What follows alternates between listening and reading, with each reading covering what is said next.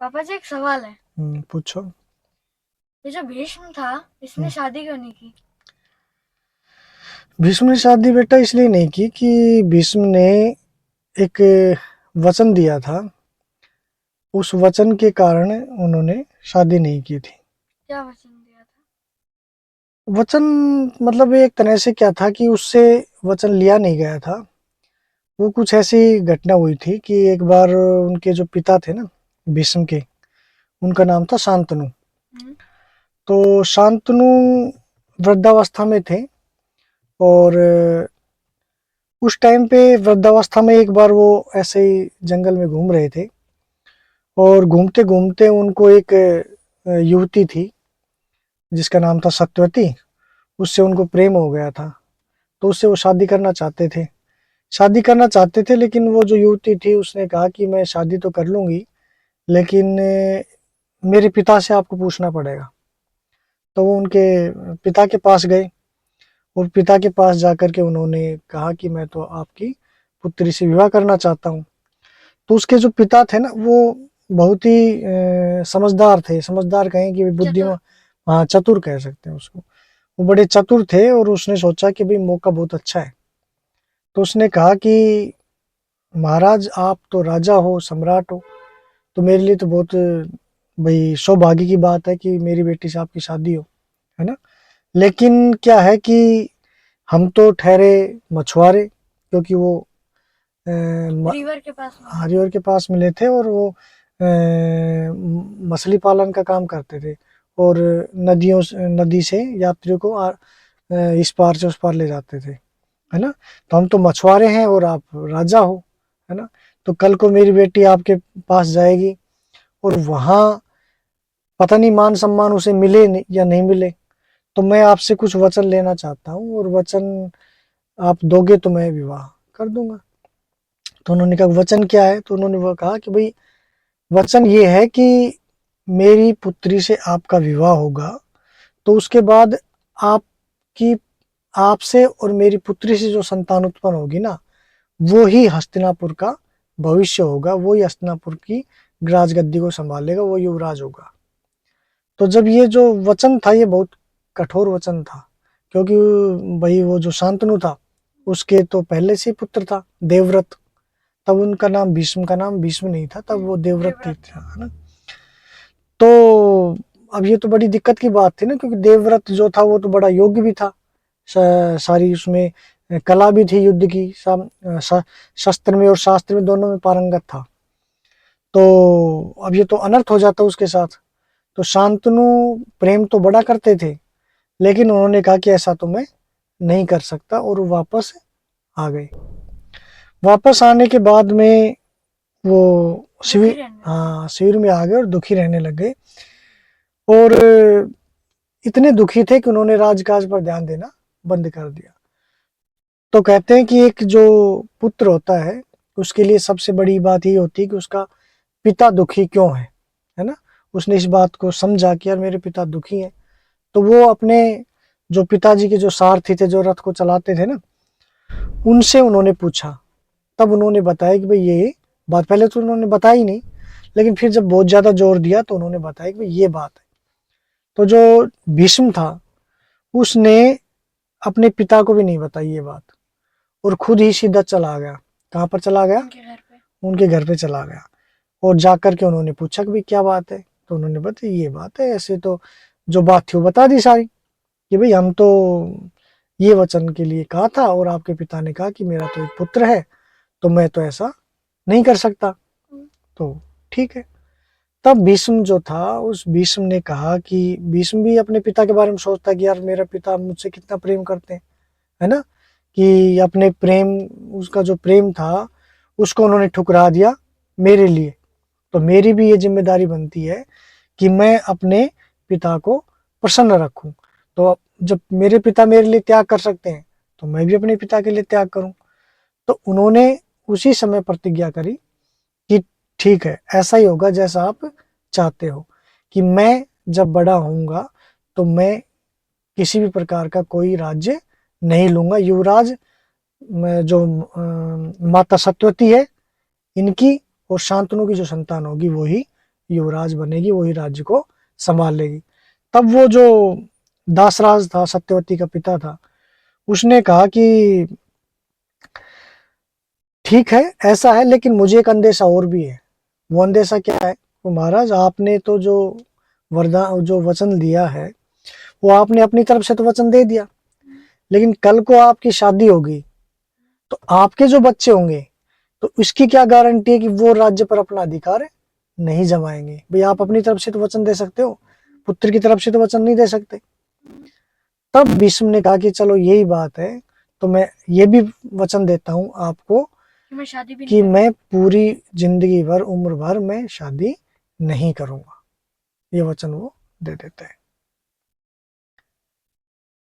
अब ये फिर जो ये वचन देना है, क्या ये इतना ज्यादा आसान था? आसान तो नहीं था, लेकिन भीष्म के लिए शायद आसान था। क्यों आम आदमी के लिए क्यों नहीं है? देखो भीष्म के लिए आसान इसलिए था कि भीष्म, देखो कोई भी व्यक्ति होता है ना, तो उसके जीवन में उसकी परिस्थिति और उसकी जो परिवेश होता है ना, वो बहुत महत्वपूर्ण होता है कि कैसी परिस्थिति में उसने अपना जीवन जिया। देखो भीष्म के साथ क्या हुआ था पता है?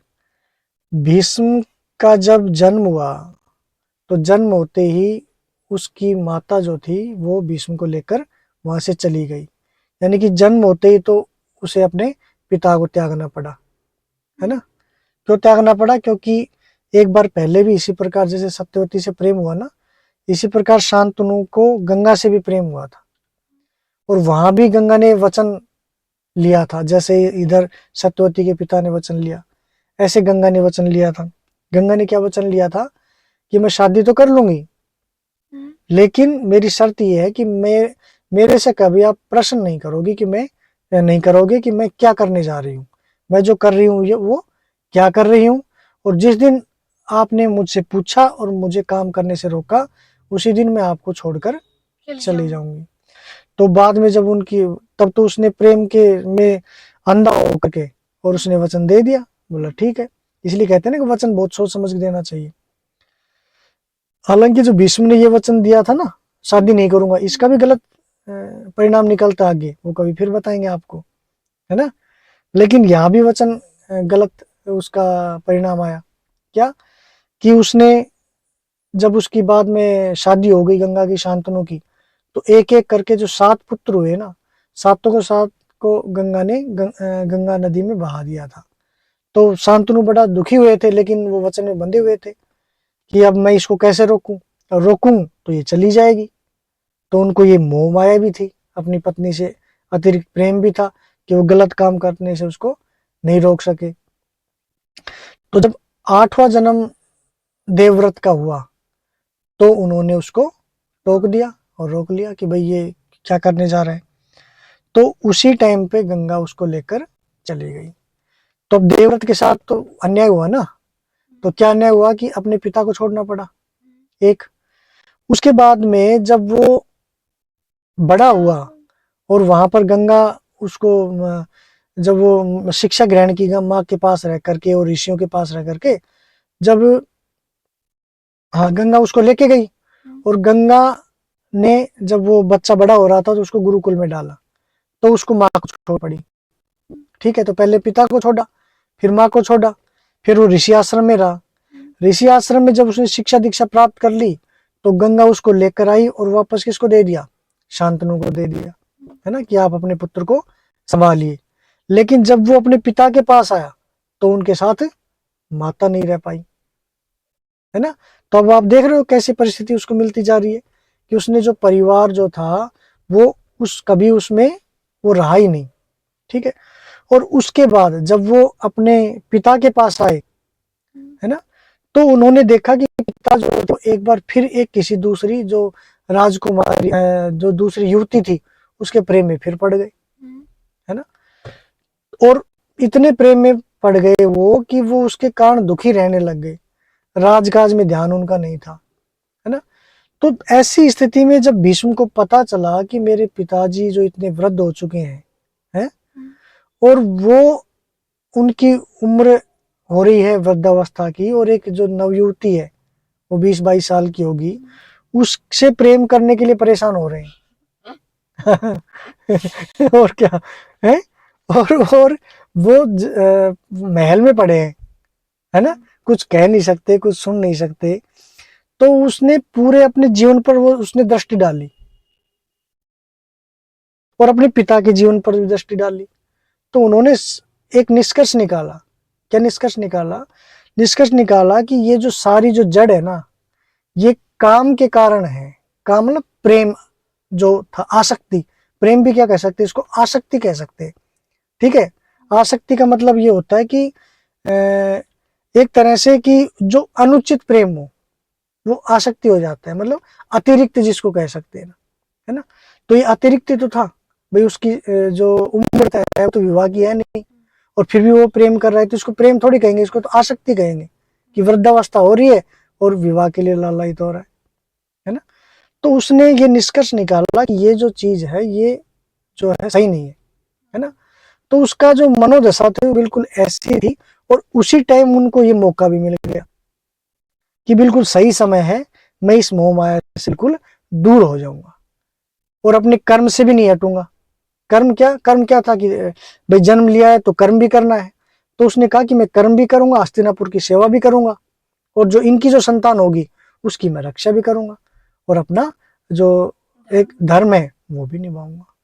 तो इसलिए भीष्म के लिए यह काम हालांकि कठिन था, लेकिन बहुत ज्यादा कठिन भी नहीं था, क्योंकि उनकी जो मनोस्थिति थी वो ऐसी थी कि वो विवाह करना नहीं चाहते थे। ओके, ठीक है, थैंक यू। वेलकम।